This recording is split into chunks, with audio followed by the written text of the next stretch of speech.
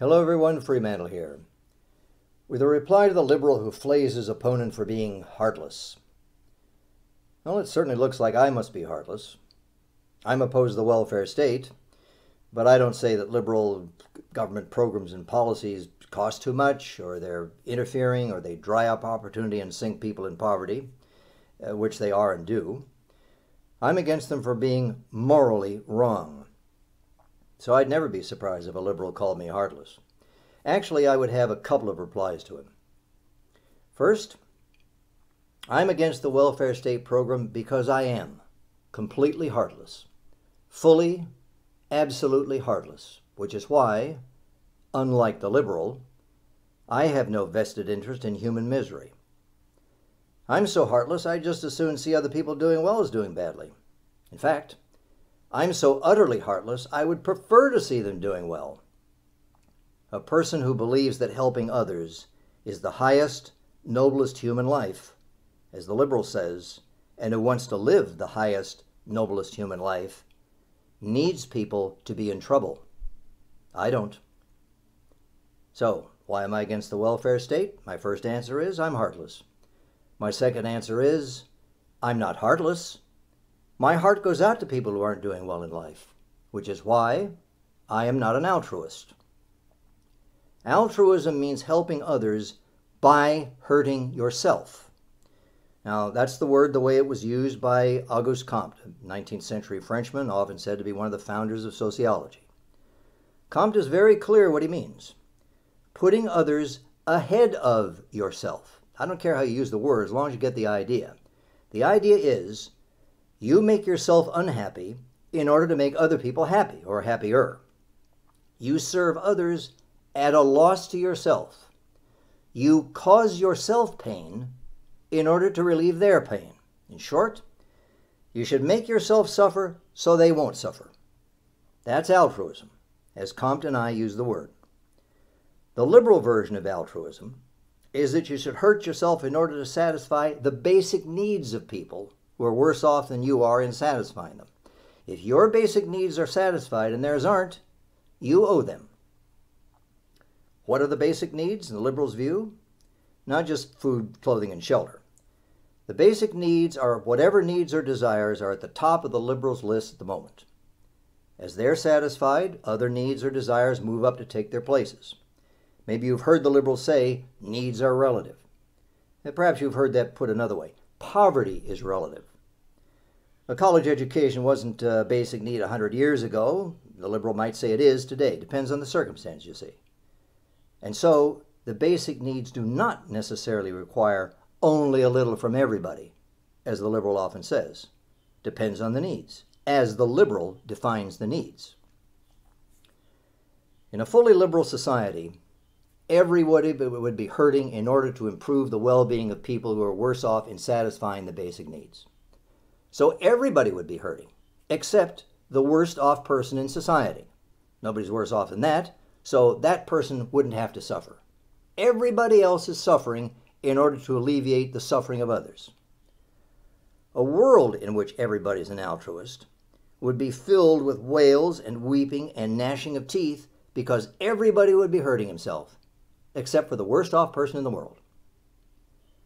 Altruism, in Comte's sense of the word, is a morality that is terribly, terribly wrong, whether it comes from the liberal or from anybody else. It is not a morality of concern, of caring, kindness, benevolence, sympathy, generosity, or love, which is the way the liberal talks about it. What is it to care about people? Two things to start with, as I've just said. You don't need people to be in trouble, and you don't want to see people hurting themselves in order to help others. You're not an altruist. Two more things in this video of what caring is. You care about the person, and you don't care all that much about the pain. I'll explain. If you cared about a person, you wouldn't hack off one of his hands, because a hand is part of a person and he needs it to get the most out of life he can, which, since you care about him, you want him to get. When people pursue their goals, they use their talents, their property, and other resources they have. These resources they use are part of what the person is, and not a small part. It's not merely incidental to being the person your favorite sports star is, that he or she is so good at the game. Nor is the wealth of a rich man just secondary to being who he is. A person's talent and other resources are a vital part of who he is, of what he is in making a life for himself.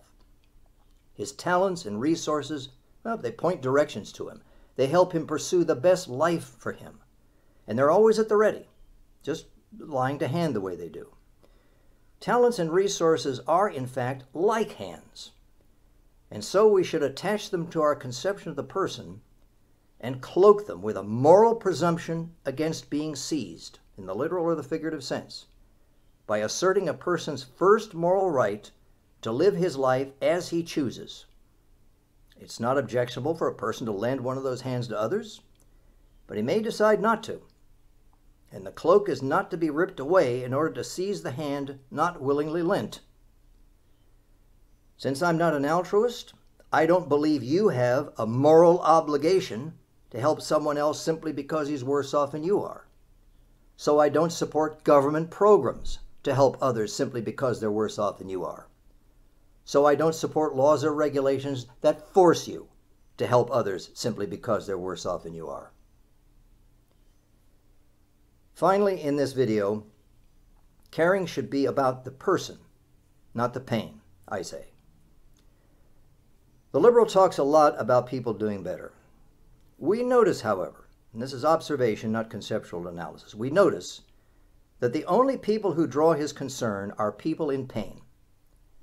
The person is the occasion, but the object of his concern is the pain. When he relieves it, he leaves the person better off. But relieving the pain is not a means he's using to make the person better off. Relieving the pain, not making the person better off, is the goal. If making the person better off were the goal, he would want to see the person better off no matter how well off he is now. But the liberal doesn't care about the person who's well off now. I do, because I'm not focused on pain, but on people.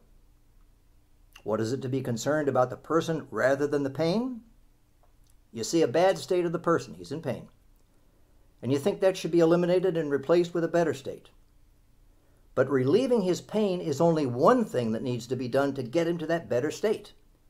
His life should not only be pain-free, but better in some substantive way. See, it's like the difference between breaking even and making a profit. Getting rid of the pain is breaking even, because you're just back where you were before the pain. Being better in some substantive way is making a profit, because now you're better than you were before the pain.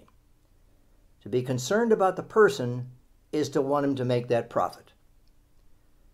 The way you care about people is to want every person to flourish, to live a full, satisfying, happy life, and not merely to be relieved of pain. When you care, I say, you think people are more important than pain. That's heartless, all right, from the liberal point of view. I don't know any reason to think that the liberal and I necessarily differ in our feelings of concern for needy people. But we differ very basically in our conceptions of the person. So in our conceptions of the person who is worse off, what he requires from others in order to improve his well-being, and how other people are obligated to help him. I touch on these differences in other videos. Takeaway points from this video: the idea behind altruism is not loving kindness. It is that you should suffer more so that others can suffer less. The liberal version of altruism is no better. It only adds that the people you should suffer for are those who are worse off in the satisfaction of their basic needs than you are. Basic needs as defined by the liberal. By contrast to both altruism and liberalism, I say that caring is not feeling the other person's pain, but wanting him to get ahead in life, to do as well as he can, using all his resources to hand, in order to make his life as fulfilled and splendid as he can make it. Pain is an obstacle to that, and so it should be relieved. But the only real significance of an obstacle is that it's in the way. If you'd like to do some reading, the best writer on altruism I know is Ayn Rand. She examines its practice and effects on the individual and on society all the way through her work. She's very good on altruism. If you want to pick up the ideas in nonfiction form, I recommend her collection of essays, The Virtue of Selfishness. You heard it right, The Virtue of Selfishness. If you want to see altruism at work in the world in detail, you could read her novel, Atlas Shrugged. Thank you for listening.